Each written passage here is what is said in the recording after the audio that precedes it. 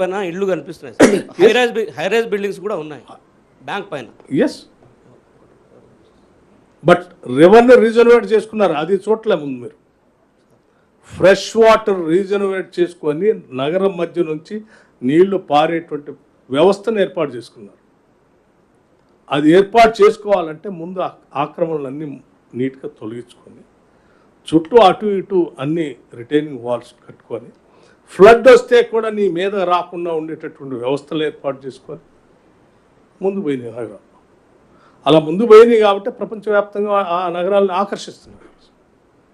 So ఇక్కడ ఎవరైనా అటువంటి వాళ్ళు ఉంటే వాళ్ళని అప్పనంగా వెళ్ళిపోండి, మీకేం సంబంధంలో మేము ఇయ్యము, అది మీ ఇల్లు కాదు, అది మీకు డబ్బులు ఇచ్చేదే లేదు, మీకు ఇల్లు వేయం అని ఎవరు చెప్పరు కదా. మానవత్వం ఉన్నటువంటి వాళ్ళు ఎవరు చేయరు అట్లా. మేము డెఫినెట్గా వాళ్ళ గురించి సార్. ఇప్పుడు 2014 నుంచి మాత్రమే ఎంక్రోచ్మెంట్స్ జరుగుతున్నాయనే ఒక sense present. No, I'm sorry. అయితే every No, you are no, I'm sorry, you have to listen to me. 2014 వరకు నగరంలో కానీ రాష్ట్రంలో కానీ చాలా సందర్భాల్లో కొంత మనం అనుకున్న స్థాయిలో మనకు అభివృద్ధి జరగలేదు. ఈ రాష్ట్రం, ఈ వ్యవస్థ, సంస్థలు అన్నీ మన చేతుల్లోకి వస్తే ఇంకా బాగా చేసుకోవచ్చు, మనమే ప్రొటెక్ట్ చేసుకోవచ్చు అని కదా అంత మనం అందరం కోరి కొట్లాడి తెచ్చుకుందాం. ఒక నిమిషం.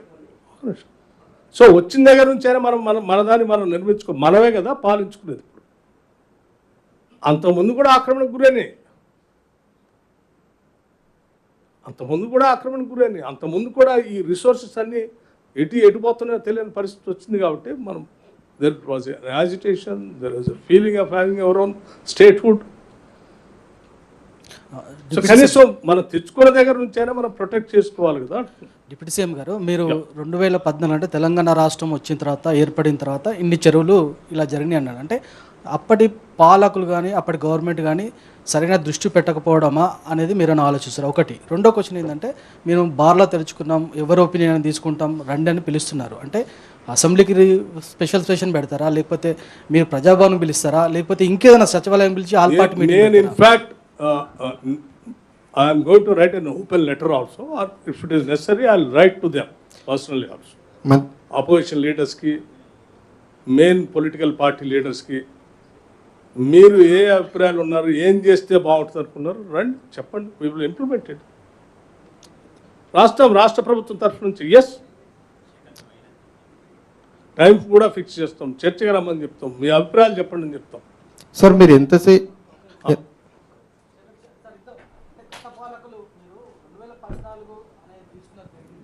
అప్పటి ప్రభుత్వం ఆక్రమణ విషయంలో పట్టించుకోలేదని నేను మీకు స్పష్టంగా చూపించాను ఏం జరిగిందనేది. అలాంటి అవన్నీ ప్రొటెక్ట్ చేసుకుంటూ వస్తే మీకు 2014లో ఎట్లా ఉన్నాయి, 2023కి వచ్చేవరకు ఎట్లా ఆక్యుపై అని మీరే చూశారు కదా. I don't want to blame anybody, జరిగిన వాస్తవాన్ని మీకు చూపించాను. సో ఈ భవిష్యత్తులోనైనా వీటిని మనం అలా కాకుండా కొద్దిగా ప్రొటెక్ట్ చేసుకుందాం అంటున్నాను. వద్దు, అటువంటి ఏం చేయొద్దు, చెరువులన్నీ ఎట్టమైన పర్లేదు, ఆక్రమణ కానీ మధ్యలో కట్టినా కానీ ఫైన్. మీ అందరి అభిప్రాయం, ఇప్పుడు మనం మాట్లాడే రాజకీయ నాయకులు అందరూ ఉన్నారుగా, బ్లేమ్ చేసుకుంటారు. వాళ్ళందరి అభిప్రాయం వచ్చి చెప్పని చెప్పండి, right. So it is a democratic state. అంతిమంగా అందరి అభిప్రాయం అదైతే రైట్, మెజారిటీ ప్రివేల్స్.